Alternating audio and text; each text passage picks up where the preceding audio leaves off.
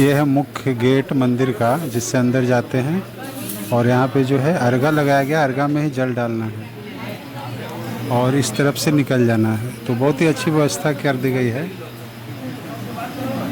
तो वहीं गेट के पास ये लोग जल अर्पण कर रहे हैं। तो हम आ गए हैं बाबा सिद्धेश्वर नाथ मंदिर बाराबर में, और हमारे पीछे ये है मंदिर का मुख्य गेट, जहाँ से जल अर्पण किया जा रहा है। तो मंदिर के अंदर नहीं जाना है, बाहर से ही जल अर्पण करना है। तो ये है मुख्य गेट, जहाँ आपको जल अर्पण करना है और जल सीधे बाबा के ऊपर चला जाता है। ये देखिए सीसीटीवी में जल बाबा के ऊपर जा रहा है और यहाँ जल गिरा रहे हैं और यहाँ जल अर्पण करते हैं।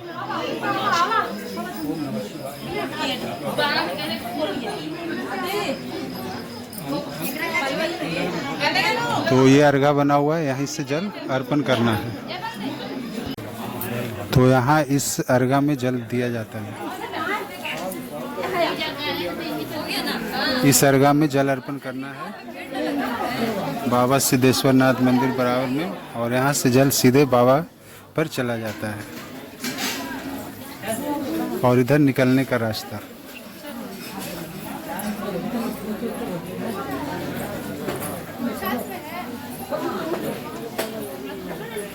तो इधर निकलने का है, उधर से प्रवेश है। और ये सामने मुख्य गेट, जहाँ पे जल अर्पण करना है।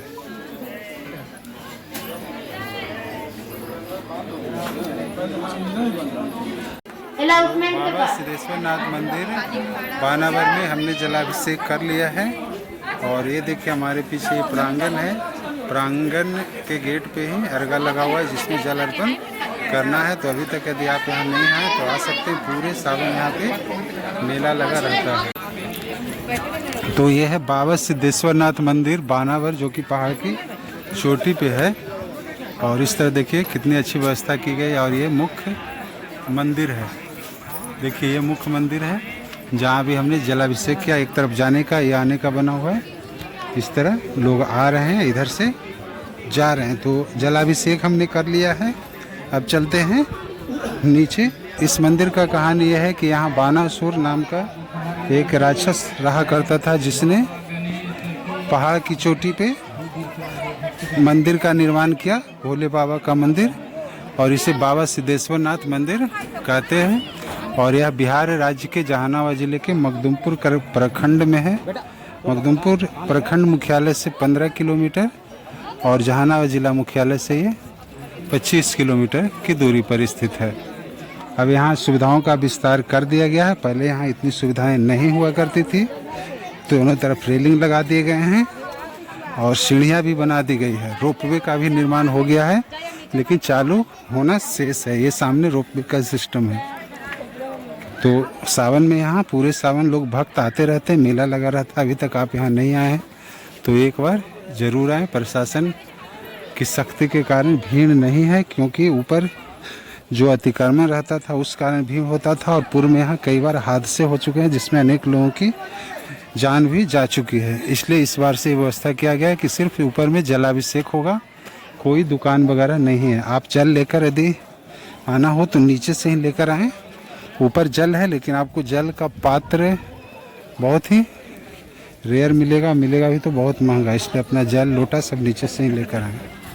तो यदि आप बराबर में बाबा सिद्धेश्वर नाथ मंदिर पे आ रहे हैं जलाभिषेक के लिए, तो सारा कुछ आप नीचे से ही लेकर आएँ।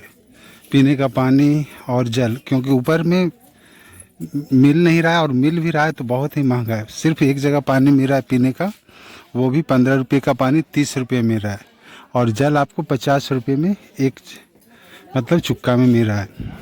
तो आप पानी जल पीने का सारा कुछ नीचे से ही लेकर आएँ। ऊपर में कोई भी दुकान नहीं है खाने पीने की, कुछ भी दुकान नहीं है। एक इक्के दुक्के है भी, तो वहाँ पे बहुत महंगी सामानें मिल रही है। जल अर्पण करके वापस से नीचे जा रहे हैं हम लोग। तो सामान्य तल से 1200 फीट की ऊंचाई पे मंदिर है और सीढ़ियों से जाना होता है।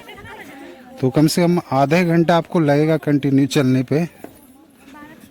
बीच बीच में ठहरने का, आराम करने का जगह भी है।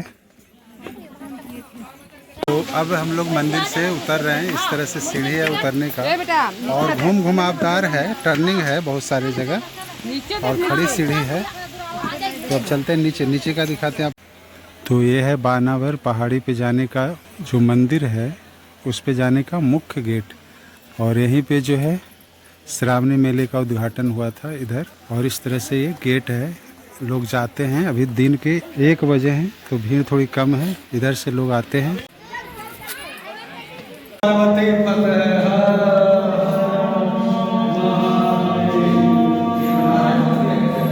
तो बराबर की पहाड़ियों में ये है कर्ण चौपड़ गुफा और इसके दूसरी तरफ भी 3 गुफा है, जिसका वीडियो हम पहले ही अपने YouTube चैनल पे डाल चुके हैं, तो आप उसको देख लीजिएगा। अभी सावन का मेला है तो इसी को दिखाते हैं। ये अब जो है दोपहर के 2 बज गए हैं और चहल पहल बढ़ गई है। ये है गाँव घाट साइड का रोपवे का स्टार्टिंग पॉइंट। तो यहाँ से रोपवे स्टार्ट होगा ये। और ये देखिए, ये सामने जो है रोपवे मंदिर तक जाएगा।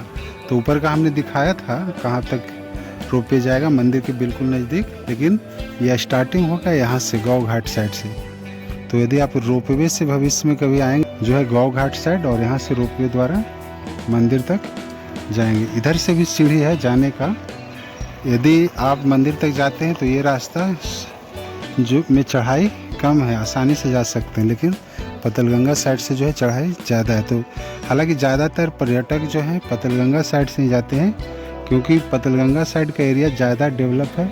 इस तरफ जो है दुकानें आपको नहीं मिलेगी, प्रॉपर सीढ़ी नहीं मिलेगा। उस तरफ प्रॉपर दुकानें हैं, सीढ़ियाँ हैं और पूरा डेवलप है। तो जब आप बानावर में आते हैं तो गाँव घाट साइड जो है भंडारा चलता है, ये देखिए।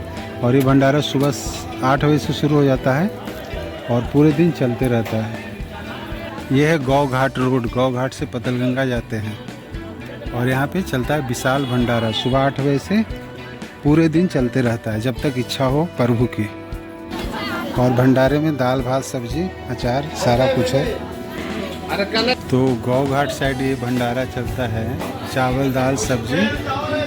और जब भी आए खाएं, हमेशा सुबह 8 बजे से एनी टाइम लोग आते रहते हैं, खाते रहते हैं। तो भंडारे में ये देखिए चावल दाल सब्जी और अचार भी है, और लोग आ रहे हैं और खा रहे हैं। ये बराबर पहाड़ी में गाँव घाट साइड में है।